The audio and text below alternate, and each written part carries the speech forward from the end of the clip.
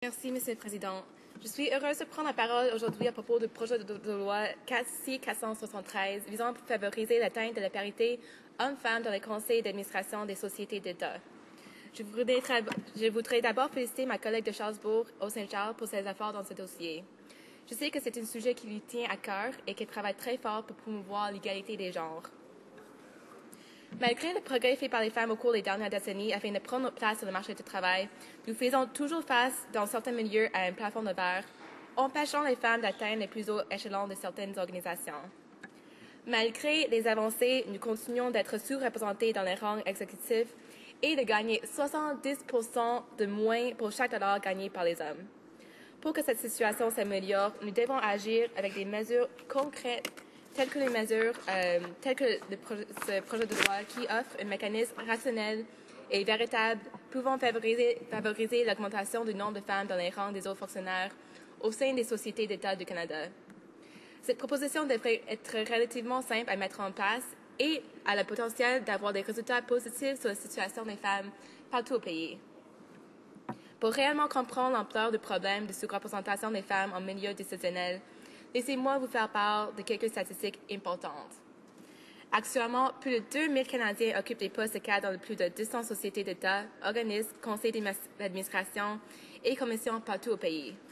Mais les femmes occupent actuellement seulement 27% de postes de cadre supérieurs.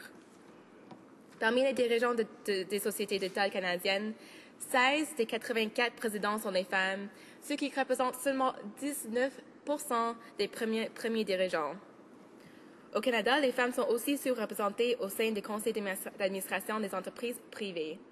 Selon le rapport de Catalyst pour 2010, elles n'occupaient que 16,9% des postes de cadre supérieur des entreprises du palmarès Fortune 500.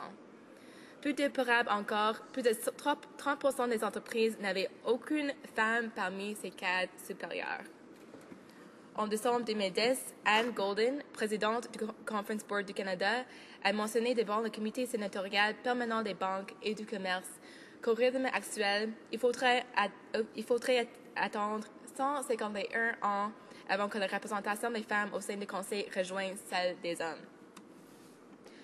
À la lumière de ces statistiques troublantes, Monsieur le Président, il est évident que nous devons agir pour faire avancer la représentation équitable des gens au milieu des affaires.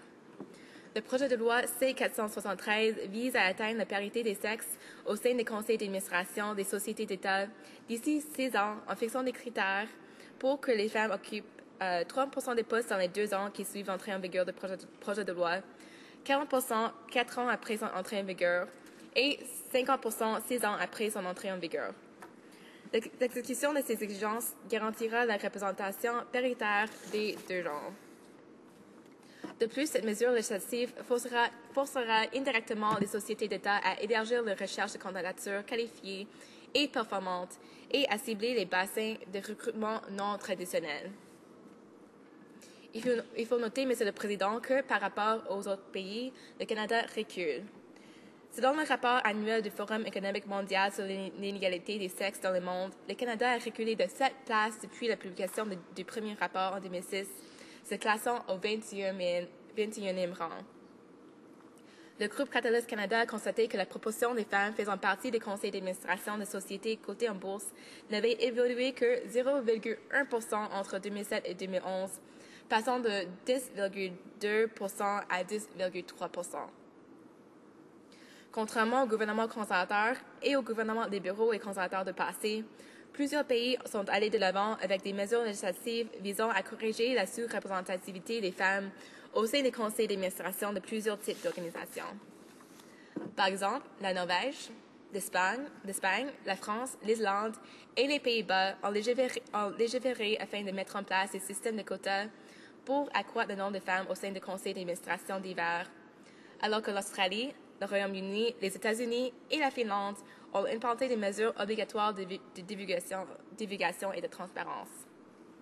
Par ailleurs, dans certains pays tels l'Australie, l'Allemagne et le Royaume-Uni, les entreprises sont pressées d'assurer la représentativité des genres au sein de leur conseil d'administration, sous peine de se voir imposer des quotas si les mesures volontaires demeurent inopérantes. Permettez-moi dans le même ordre d'idée de démanteler un mythe pervers qui règne au sein du gouvernement conservateur. En effet, il propose une approche volontaire pour assurer une plus grande participation des femmes au conseil d'administration. Je pense notamment à mon collègue de Mississauga Sud qui a affirmé dans cette chambre le 23 avril qu'un système de quotas imposé par voie législative pour augmenter la proportion des femmes au sein du conseil d'administration des sociétés d'État, et je cite, n'est pas acceptable. Il a dit que les quotas imposés au moyen d'une loi constituent une carcan rigide et arbitraire qui nuira à la nomination des membres des conseils d'administration. Fin de la citation. Je peux aussi citer mon collègue de Winnipeg Centre-Sud qui affirme que les efforts déployés pour faire la promotion des candidats qualifiés au sein de la communauté d'entreprise et pour reconnaître et encourager le leadership d'entreprise sont plus efficaces qu'une mesure législative.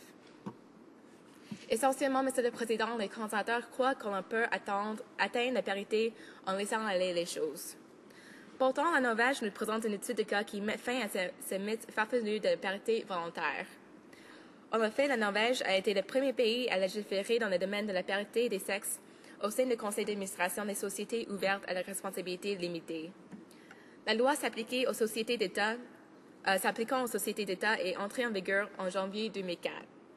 Le gouvernement a tenté dans un premier temps de négocier des quotas volontaires avec le secteur privé pour atteindre une proportion de 40% des femmes au sein du conseil d'administration, sous menace d'adopter des mesures législatives contraignantes si la représentation souhaitée n'était pas atteinte avant juillet 2005.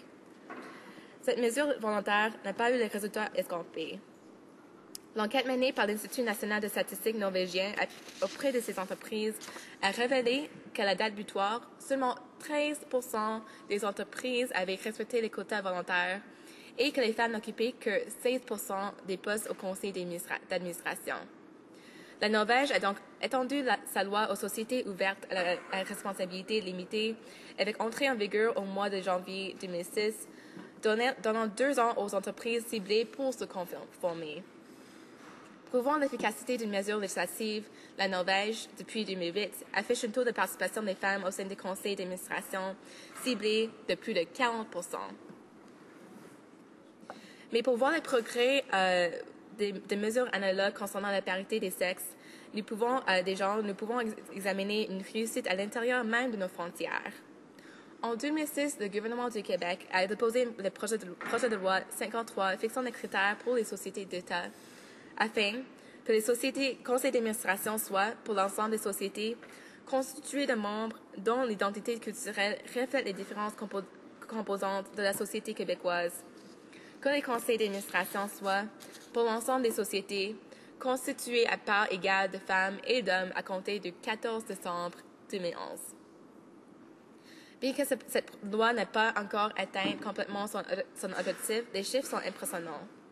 En décembre 2011, date ultime où les sociétés d'État devraient avoir atteint la parité avec un délai de 5 ans, 141 femmes et 128 hommes occupaient des postes sur les CA de 22 sociétés d'État québécoises. Il reste maintenant à équilibrer la représentativité femmes-hommes sur chacun des CA des sociétés d'État visées par cette loi.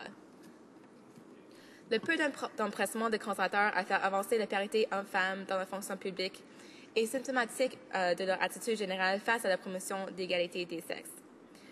Rappelons-nous qu'en plus de regarder les mots « égalité des sexes » du mandat de conditions féminines Canada, ils ont fermé 12 des 16 bureaux du seul organisme fédéral voué à la promotion de l'égalité hommes-femmes. On se souviendra aussi que le gouvernement conservateur a éliminé le financement du programme de contestation judiciaire qui a été créé pour aider à défendre les causes ayant trait au droit à l'égalité garanti par la Constitution du Canada. Le bilan lamentable du gouvernement conservateur en matière d'égalité des sexes est bien rémunéré par la 21e place du Canada au classement des disparités entre les sexes du Forum économique mondial, derrière des pays comme les Philippines, la Lettonie, le Cuba et même le Nicaragua. Il est clair, dans les faits, que les Canadiennes ne peuvent pas compter sur le gouvernement conservateur pour promouvoir l'égalité des sexes. Donc, je réitère mon appui pour le projet de loi C-473 et j'enjoins mes collègues de tous les partis à voter en sa faveur. Finalement, ce projet de loi montre clairement que le NPD offre des mesures concrètes pour équilibrer la représentativité des sexes dans la gestion des finances publiques et ainsi mieux refléter la population canadienne. Merci. La prise de débat.